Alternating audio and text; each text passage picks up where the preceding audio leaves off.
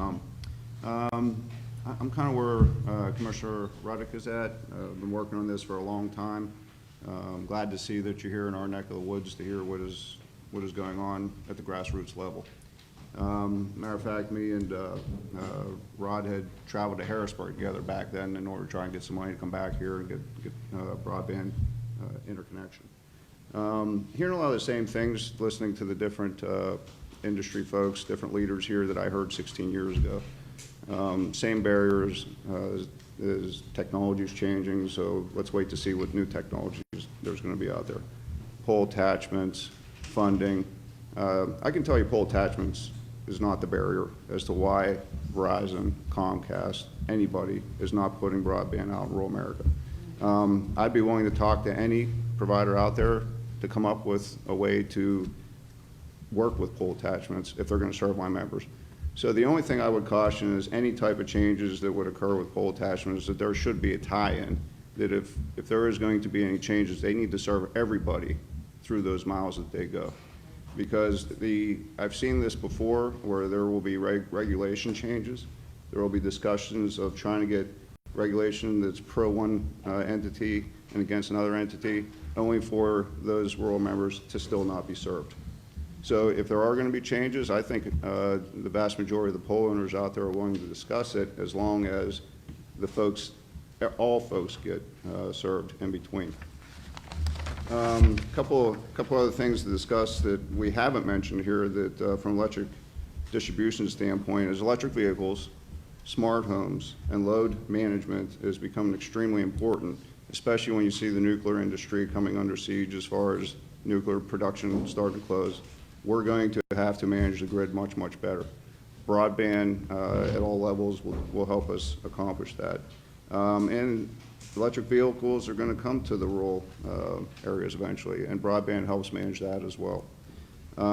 Give a couple examples of what we're running into from the grassroots level, because I feel that I have a unique perspective. I started out in Pittsburgh working for large companies. I had broadband in the late 1990s. I now live in Murraysville, which is a suburb of Pittsburgh, and I've served the great rural folks of Cambria County, Indiana County, and the 7 surrounding counties for 18 years working for REA Energy. I have an employee that works for me. She is right outside of Evansburg.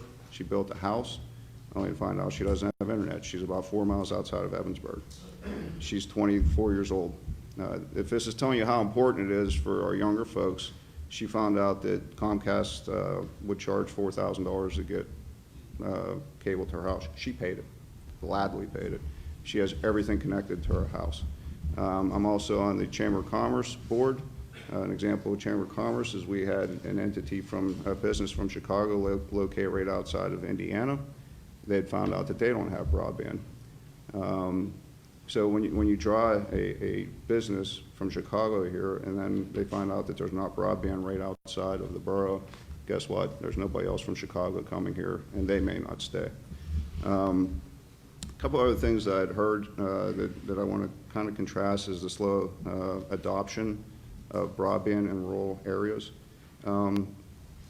Rural electric cooperatives have kind of already seen this before back in the 1930s, 1940s when we started. There was this new technology, electricity, that a lot of farmers and rural folks didn't have. And there was also investor-owned utilities that didn't want to go to those areas because the dollars and cents didn't work out.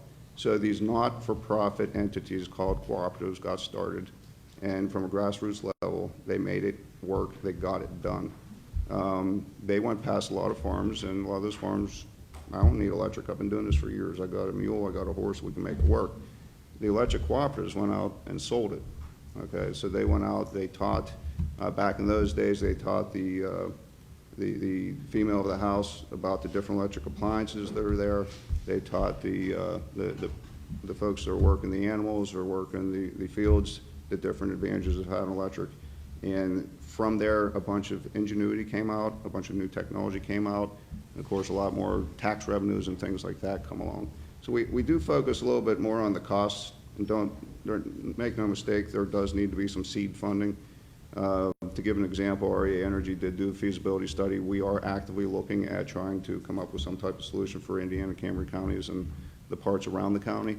that we serve. So roughly, if you were going to do fiber to the 23,000 homes that we service and businesses, you're probably looking upwards of anywhere from $90 to $100 million. However, if you run a grid like an electric grid, you understand that you don't need to necessarily go out and do complete fiber. You can go out and look at a fiber fixed wireless hybrid, which gets those costs down maybe to the $60 million level, maybe even 50. That's a lot of money for a company our size, but we also realize that we're not going to get all of that. If there's a certain amount of seed money that now all of a sudden makes it, okay, this makes sense, we can go ahead and do that. And then from there we manage it. So as technology comes out and we have to expand bandwidth, we replace the fixed wireless with fiber. No different than what we did with the electric side. The electric conductors that we put in 1940s obviously changed. Technology changed throughout the years. So as that changed, we rebuilt our system and made it more robust. No different than what happens with broadband. And the perspective I'd like to bring is, I'm in the business of putting poles in the ground, string and conductoring. Electric is more expensive to run than fiber, telephone, or anything like that.